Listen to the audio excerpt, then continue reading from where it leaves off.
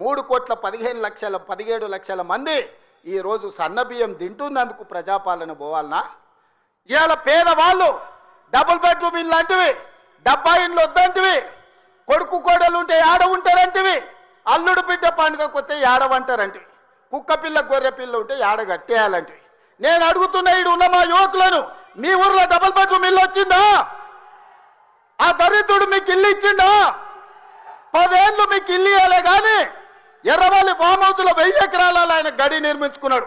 జన్వాడలో కొడుకు farm house నిర్మించుకున్నాడు. మోయినాబాద్లో తాటి చెట్టు నిర్మించుకున్నది.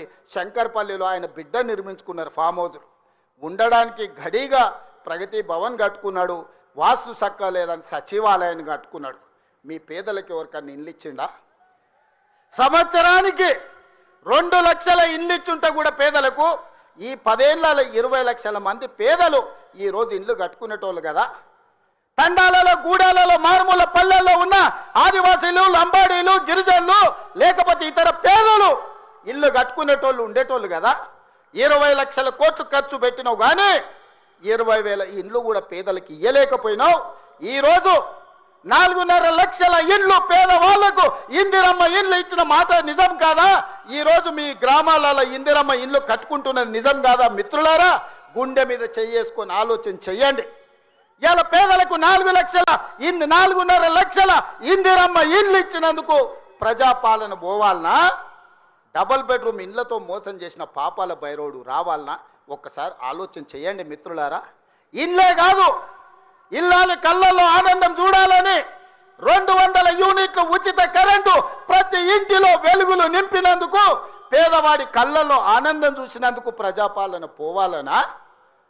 ఇవాళ అదే కాదు, మహాలక్ష్మి పథకం ద్వారా ఆడబిడ్డలకు బస్సు ప్రయాణం ఇచ్చినందుకు ఈరోజు ప్రజాపాలన పోవాలనా అని నేను అడుగుతున్న మిత్రులారా. మీరు ఒక్కసారి ఆలోచన చేయండి. ఇల్లు ఇస్తమే, ఇంట్లో కరెంట్ ఇస్తమే, 500 రూపాయలకు సిలిండర్ ఇస్తమే, సన్న బియ్యం ఇచ్చి కడుపు నిండా బువ్వ పెడితే ఇందుకోసం ఈరోజు ప్రజాపాలన పోవాలనా? అంటే ఈ ప్రభుత్వాలు ధరల కూడిగం చేయాలి, గడీల ముందల బానిస బతకాలనా అని నేను అడుగుతున్నా. ఇవాళ ఈ ప్రభుత్వం 70,000 ఉద్యోగాలు ఇచ్చింది, 21,000 కోట్ల రైతు రుణమాఫీ చేసింది. ఈ ప్రభుత్వం 28 నెలలలో రైతులకు 1,50,000 కోట్ల రూపాయలు ఖర్చు చేసిన మాట నిజం కాదా? ఆనాడు మా అక్కలీడు ఉన్నారు, పాలపిట్టల లెక్క బతుకమ్మ చీరలు ఇచ్చితే ఏం చేసిండ్రక్క? పొలాల కాడ పిట్టలను బెదరగొట్టడానికి గట్టి రవునా? ఎన్నడన్నా ఈ తెలంగాణలో ఏ ఆడబిడ్డ అన్నా బతుకమ్మ చీరలు కట్టుకున్నారా? ఎన్నడన్నా పండుగ చేసుకున్నారా? నేను ఇవాళ మా అక్కల్ని అడుగుతున్నా, ఇందరమ్మ చీరలు మా సీతక్క మీకు పంచుతే ఈరోజు వేలాది మంది పాలపిట్టలక్క చీరలు కట్టుకొని మా తమ్ముడు వచ్చిండు, మాకు చీర పెట్టిండు, మాకు సారె పెట్టిండు, మా తమ్ముడిని ఆశీర్వదించాలని ఇవాళ వేలాది మంది మా అక్కల ఆత్మగౌరవంతో కట్టుకురు. ఈ పక్కలు ఉన్న మా సోదరులు, అమ్మో మా ఆవిడ కూడా మంచిగా అందంగా ఉందే ఏందో అనుకున్నా అని పాలపిట్ట చీరల భార్యను చూసి సంతోషపడుతున్నారు.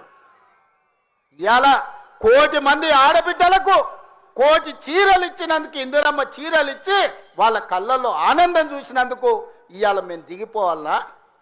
67 లక్షల స్వయం సహాయక సంఘాలకు మా సీతక్క 57,000 కోట్ల రూపాయల బ్యాంకు లింకేజ్ ఇచ్చినందుకు, ఆడబిడ్డల్ని శ్రీమంతులను చేసినందుకు మేము దిగిపోవాలనా? 1 కోటి ఆడబిడ్డల్ని కోటీశ్వరులను చేయాలనే లక్ష్యం పెట్టుకున్నందుకు ఈరోజు ప్రజాపాలన పోవాలనా?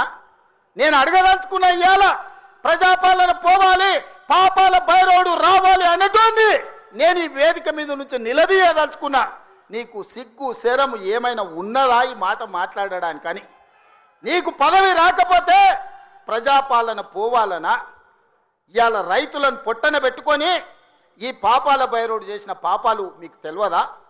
ఈరోజు ఎన్ని పథకాలు ఏమేమి ఉన్నాయో నేను చెప్పితే రామాయణం అంతా రాసుకుంటే భారతం అంతా అయితే పథకాల గురించి మీకు అందరికీ తెలుసు. నిరుద్యోగ యువకుల గురించి కానీ, విద్యార్థుల గురించి కానీ, ఉద్యమకారుల గురించి కానీ, మహిళల గురించి కానీ, మైనార్టీల గురించి కానీ, రైతుల గురించి కానీ, ఈరోజు దళితులు, గిరిజనులు, ఆదివాసుల గురించి కానీ ప్రభుత్వం అమలు చేస్తున్న పథకాలు మీకు తెలియదా? అంతెందుకు ఈ ప్రాంతంలో ఉండే సమ్మక్క సారలమ్మ జాతరకు ఎన్నడన్నా సమ్మక్క సారలమ్మ దర్శించుకోవడానికి ఎన్నడన్నా కేసీఆర్ వచ్చినాడే? 2 నెలల్లో 100 కోట్లు పెట్టి సమ్మక్క సారలమ్మ మందిరాన్ని ప్రపంచానికి ఆదర్శంగా నిర్మించినందుకు మేము దిగిపోవాలనా? పేదల దైవాన్ని గౌరవించినందుకు మేము దిగిపోవాలనా? వేములవాడ రాజన్నకు నా లగ్గం ఈయనే అయింది, నా లగ్గం అయినందుకన్నా 100 కోట్లు ఇస్తా అన్నాడు. ఒక్క బుడ్డ రూపాయి కూడా ఇవ్వకపోతే మా ఆది శ్రీనివాస్ వస్తే 127 కోట్లు ఇచ్చి ఈరోజు వేములవాడ రాజన్న మందిరాన్ని నిర్మిస్తున్నాం. అందుకోసం ప్రజాపాలన పోవాలనా? బాసర సరస్వతి విజ్ఞాన జ్యోతి బాసర సరస్వతిని 100 కోట్ల రూపాయలతోని బాగు చేస్తున్నందుకు ప్రజాపాలన దిగిపోవాలనా? ఇవాళ చిన్న కాళేశ్వరంలో కాళేశ్వరం ముక్తేశ్వర మందిరాన్ని ప్రారంభించుకుంటున్నందుకు ఈ ప్రభుత్వం దిగిపోవాలనా? సరస్వతి పుష్కరాలను నిర్వహించుకున్నందుకు పోవాలనా? భద్రాచలంలో రాములవారి గుడిని నిర్మించుకుంటున్నందుకు ఈరోజు ప్రజాపాలన దిగిపోవాలనా? బాసర నుంచి భద్రాచలం వరకు గోదావరి పుష్కరాలను గొప్పగా నిర్మించుకోవాలి, గొప్పగా జరుపుకోవాలి, దేశంలో ఉండే భక్తులందరూ రావాలని ఏర్పాట్లు చేసుకున్నందుకు ఈరోజు ప్రజాపాలన పోవాలనా? దేనికి పోవాలని నేను అడుగుతున్నా. ఏమొచ్చింది, ఏమయ్యింది? మేడిపల్లి సత్యం, కవంపల్లి సత్యనారాయణ, ఆది శ్రీనివాస్, రాజ్ ఠాకూర్, అదేవిధంగా విజయరమణారావు, అడ్లూరి లక్ష్మణ్, పొన్నం ప్రభాకర్, శ్రీధర్ అయితే ఎన్నోసార్లు గెలిచిండ్రు. వీళ్ళందరూ మొదటిసారి ఎమ్మెల్యేలు గెలిస్తే ఇంత పొడుగు అంత పొడుగు అంటివి, లావు మొన అడగడు లడాయిపోతే వెనకాల 3 నూకుడు మొనగాళ్ళు అంటివి. వాళ్ళతో పాటు నీకు టికెట్ ఇస్తమే, సొమ్ములు ఇస్తమే. నీ నెత్తి మీద దరిద్రం ఉండి నీ బుద్ధి సక్కాలేక జగిత్యాల ప్రజలు బండకేసి కొడితే అది మా తప్ప? ఎమ్మెల్యేకి బండకేసి కొడితే ఎంబడే ఎంపీ టికెట్ ఇస్తే బొంద పెట్టిరు వాళ్ళు, అది మా తప్ప? పార్టీ తప్ప? ఏం తక్కువ చేసింది నీకు పార్టీ? ఒక్క ఏడాది నిన్ను నమ్ముకున్న కార్యకర్తల కోసం ఓపిక పట్టవా? అలాంటి నువ్వు దుర్మార్గుడు శత్రువు సంకల చేరి వాళ్ళ సంక నాక్కుంటూ ఇవాళ ప్రజాపాలన పోవాలి అని అంటావా నువ్వు? ఇదా నీ బుద్ధి, నీ నీతి? నేను ఇవాళ ఈ వేదిక మీద నుంచి పాపాల బైరోడు ఎందుకు రావాలన్నా నేను అడగదలుచుకున్నా. నేరెళ్ళ దళితులను ఇసుక లారీల కింద తొక్కించినందుకు పాపాల బైరోడు రావాలా? ఖమ్మం జిల్లాలో గిట్టుబాటు ధర అడిగిన గిరిజన బిడ్డలకు బేడీలు వేసి నడి బజార్లో నడిపించినందుకు పాపాల బైరోడు అధికారంలోకి రావాలనా? గ్రూప్ 1 పరీక్షలలో పరీక్షా పత్రాలను జిరాక్స్ సెంటర్లలో పల్లి బఠానీలలా కమ్మి లక్షలాది మంది నిరుద్యోగ యువకుల ఉసురు కొట్టుకున్నందుకు పాపాల బైరోడు రావాలనా? పండించిన పంట కొనుగోలు చేయక ఒరేసుకుంటే ఉరేసుకున్నట్టే అన్న పాపాల బైరోడు ఇవాళ రావాలనా? దేనికోసం పాపాల బైరోడు రావాలని నేను అడుగుతున్నా. 1,00,000 కోట్లు, 1,00,000 అంటే 1,00,000. ఈ రోజే కాళేశ్వరం మొత్తం చూసి వచ్చిన కడుపు మండుతుంది. నిజంగానే ఈ చట్టాలు ఇవి లేకపోతే ఆటవిక రాజ్యమే అయితే అడవిలో చెట్టుకు ఊరేసిన తప్పు లేదు. 1,00,000 కోట్ల రూపాయలు గోదావరిలో మంట కలిపినందుకు పేరు మారుస్తవి, ఊరు మారుస్తవి, అంచనాలు మారుస్తవి, 1,00,000 కోట్లు దిగమింగుతవి. కాళేశ్వరం అని కడితే 3 ఏళ్లలోనే కూలేశ్వరం అయిపోయింది. దీనికి చెట్టుకు ఉరేసిన పాపం లేని తప్పులు చేస్తే అయినా ప్రజాస్వామ్యాన్ని నమ్మే మేము ఈరోజు సిబిఐ విచారణకి ఇచ్చినాం తప్ప చెట్టు గట్టేసి కొట్టలేదు. అదే నిజాం సర్కార్ అయితే ఇట్లా తప్పు చేసిన వాళ్ళు ఊర్లో కోదండం వేసి లాగులో తొండలు ఇడిచి తిరిగింది కళ్ళగొట్టేటోళ్ళు ఇట్లాంటి తప్పులు చేసిన వాళ్ళు. కానీ కాంగ్రెస్ పార్టీ కార్యకర్తల ప్రభుత్వం మంచిది కాబట్టే ఈరోజు ఇవన్నీ చేయలేదు. ఇవి చేసినందుకు పాపాల బైరోడు రావాలనా? దేనికోసం రావాలి?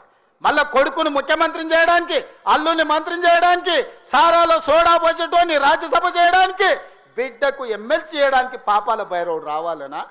దేనికోసం రావాలయ్యా నేను అడుగుతున్నా. ఈ కరీంనగర్లో ప్రజాపాలన పోవాలంటుండు ఒక దళిత బిడ్డ అట్లూరు లక్ష్మణ్, లేచి నిలబడి లక్ష్మణ్, ఒక దళిత బిడ్డను ఎమ్మెల్యేని కాదు ఇవాళ మంత్రిగా చేసినందుకు పార్టీ ఓడిపోవాలన్నా? జగిత్యాలలో ఇవాళ పొన్నం ప్రభాకర్ ఒక బలైన వర్గాల బిడ్డను మంత్రిని చేసినందుకు ప్రజాపాలన పోవాలనా? ఒక ఆది శ్రీనివాసును విప్పు చేసినందుకు ప్రజాపాలన పోవాలనా? ఓ విజయ రమణారావును విప్పు చేసినందుకు ఈరోజు ప్రజాపాలన పోవాలనా? శ్రీధర్ బాబు గారి నేతృత్వంలో నడుస్తున్న ఈ ప్రభుత్వం ప్రజాపాలన పోవాలనా? మిత్రులారా మీరు చెప్పండి. కరీంనగర్ జిల్లాలో 3 మంత్రులు 2 విప్పులు ఇచ్చినందుకు ఈ ప్రజాపాలన దిగిపోవాలనా? నీ ఒక్కనికి పదవి ఇవ్వకపోతే ఒక దళిత బిడ్డ అడ్లూరి లక్ష్మణ్ మంత్రి చేస్తే నువ్వు చూసి ఓర్వలేను అని నువ్వు అసలు మనిషివేనా? గింత అసూయ గింత ద్వేషం ఎవరికైనా ఉంటుందా కడుపులా? ఇంతకాలం ముసుగు తొడుకొని బతికాడు, ఈ నాళ్ళకు ఆ ముసుగు తొలగిపోయింది. కడుపు నిండా విషమే, విషమున్నోడు ఇవాళ కడుపులో కత్తులు పెట్టుకొని కౌగిలించుకుంటారు. చూస్తున్నాం.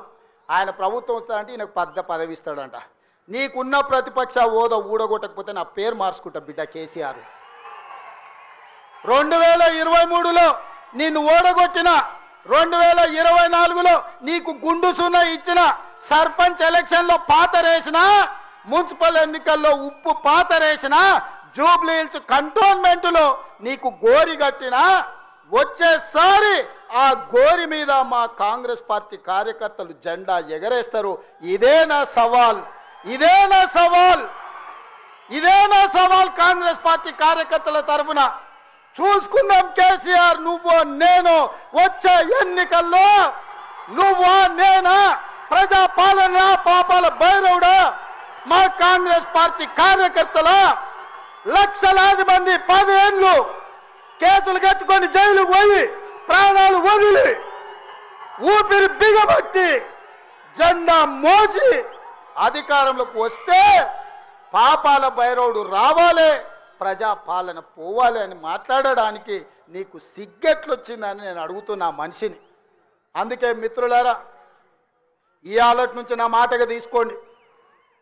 ఎన్నికలు ఎన్నడొచ్చినా ఎప్పుడొచ్చినా ఒక్క మాట రాసి పెట్టుకోండి. చరిత్రలో కేసీఆర్ గారు జగిత్యాలలో నిన్ను పాతరేసి 100 మీటర్ల లోతు గోతి తీసి పాతి పెట్టే కార్యక్రమం మా కాంగ్రెస్ పార్టీ జగిత్యాల కార్యకర్తలు తీసుకుంటారు.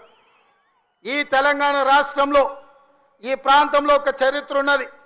94 నుంచి 2004 వరకు 2 సార్లు తెలుగుదేశం అధికారంలో ఉన్నది. 2004 నుంచి 2014 వరకు 2 సార్లు వైఎస్ఆర్ నాయకత్వంలో అధికారంలో ఉన్నది. 2014 నుంచి 2024 వరకు 2 సార్లు కేసీఆర్ నాయకత్వంలో ప్రభుత్వం ఉన్నది. 2024 నుంచి 2034 వరకు నేను మా మిత్రుడు మహేష్ గౌడ్ గారి నాయకత్వంలో ప్రజాపాలన ఉంటుంది. ఆనాడు వైఎస్ఆర్ డిఎస్ ఏ విధంగా అయితే 2 సార్లు పార్టీని అధికారంలోకి తెచ్చిండ్రో, మళ్ళీ ఈరోజు చెప్తున్నా, అదే వైఎస్ఆర్ డిఎస్ నాయకత్వంలో ఎట్లయితే అధికారంలోకి వచ్చినామో ఈనాడు నేను మా మిత్రుడు మహేష్ గౌడ్ 2వ సారి అధికారంలోకి తీసుకొస్తాము, ప్రజాపాలనను ప్రజలకు అందిస్తామని చెప్పి నేను ఈ వేదిక మీద నుంచి చెప్పదలుచుకున్నా.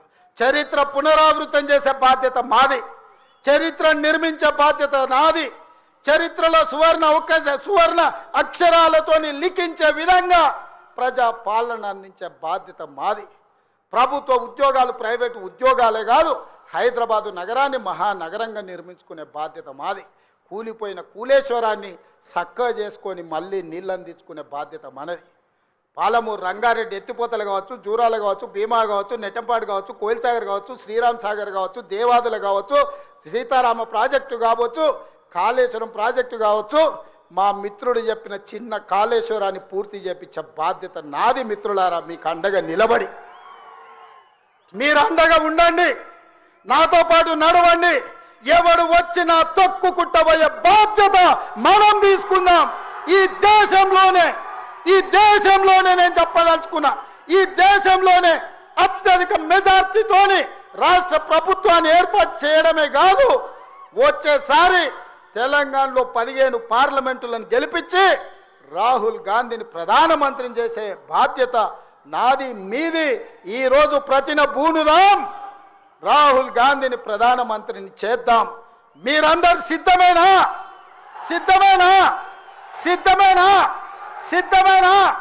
అక్కడున్న వేలాది మంది సోదరులు సిద్ధమేనా? సిద్ధమన్నోళ్ళందరూ చేయి పైకెత్తి పిడికిలు బిగించండి. వేదిక మీద ఉన్న సోదరులు కూడా, నాయకులందరూ నిలబడి చేతులు ఎత్తండి. మీరందరూ నిలబడి చేతులు ఎత్తండి. జై కాంగ్రెస్, జై జై కాంగ్రెస్. రాహుల్ గాంధీ నాయకత్వం. సంపూర్ణమైన విశ్వాసం వచ్చింది మిత్రులారా. ప్రజాపాలన और एक बार కాంగ్రెస్ సర్కార్ అనాలి, సరేనా? और एक बार నేనంటే కాంగ్రెస్ సర్కార్ అని మీరు అనాలి.